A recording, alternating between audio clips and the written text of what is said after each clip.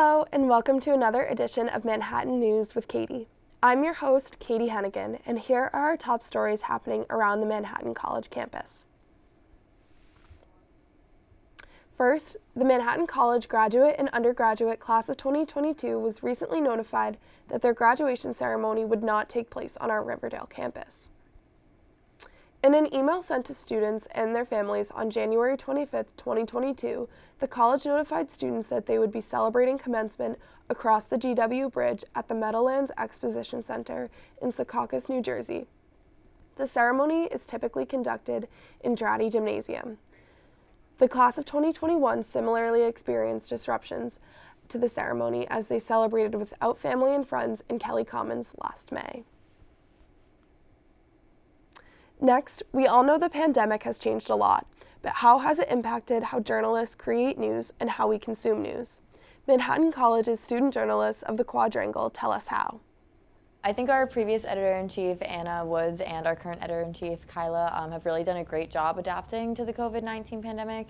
We've had a lot of obstacles along the way, like our budget getting cut, transforming into a completely online publication, and they've really just handled it with so much grace. And it's definitely been a challenge for everyone, but I think we've really overcome it and made it the best it could be. Needless to say, I think the stories being produced are more important now than ever because students during the pandemic were the ones, in my opinion, that were most affected by it. So our voices were some of the most important during this time. I think that the Quad has become a lot stronger during the pandemic, actually, in some ways, especially our social media and web presence. Thanks to our amazing web editors and social media editors, we have really come to promote the Quad in ways that we didn't before. So we always had our paper issue, which was really great for people who liked to grab a copy around campus, but not all students were really aware that that was an option or that that was something that they could be doing to get info on the school. But then once they started seeing it on Twitter and Instagram, our views have gone up, and it just has really been a good way to spread more information to more people on campus. I've definitely heard of more people reading articles because they can get it on their phone instead of having to go somewhere and pick it up. So I think that that is the main way that the Quad has improved throughout COVID-19. Over the weekend, Manhattan College's Jasper dancers traveled to Daytona, Florida to compete in the Division I National Championship. The dance team performs at men's and women's basketball games and local competitions all winter in order to prepare for their final showcase, Nationals. The Jaspers compete in both the jazz and hip-hop D1 categories. In 2017, MC placed 5th in the nation for hip-hop. Just 2 years later, the then girl squad came in 1st in hip-hop and were named the best dance team in the nation. This past Saturday in Daytona, the Jasper dancers made it to the Jazz Finals for the first time in program history.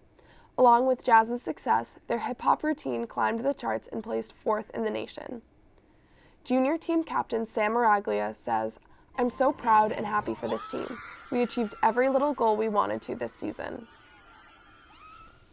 Finally, aside from Manhattan College's 4 on-campus and 1 off-campus dorming options, a lot of students prefer to lease apartments in surrounding buildings. 3660 Waldo Avenue, also known to students as Majestic, is one of the most popular off-campus residencies. Recently, the building has been experiencing serious issues as the lock on the front door is broken and packages continue to go mysteriously missing. Here at 3660 Waldo Avenue in the Bronx, New York, there has been a serious uptick in the amount of delivery items being stolen. The building sits on the intersection of 238th and Waldo and is home to all walks of life, from college students to families to elders. This then, especially during COVID, results in a decent amount of packages being delivered. An apartment tenant and avid shopper, Sarah Zaguro, opens up to us about what she calls her online shopping addiction. I usually get, I'd say, about 3 to 7 packages a week, depending on the week. Sometimes we order food, groceries, anything like that. So yeah, I'm an avid online shopper. The issue is, when packages get delivered, they don't have a mailroom to go to. Instead, they just end up in the main lobby where there is a ton of foot traffic throughout the day. Another building occupant, Veronica Vitolo, tells us just how easy it is to get in and out of 3660 Waldo. We only have a security that you kind of just swipe in, and it's pretty easy to get in because people are always opening the door for one another. So that kind of makes it inevitable for people to just come in and take a package. Unfortunately, due to the lack of security and not having a real mailroom, both Sarah and Veronica have had packages stolen from them. I feel way more unsafe knowing that someone stole a package, so it's like, what's next? Unfortunately, Ms. Vitolo is correct in questioning what is next for these tenants. For those of you who are in the area, be sure to keep an eye out for any suspicious activity. If any of your own items or packages have been stolen, please contact local police and your building management office.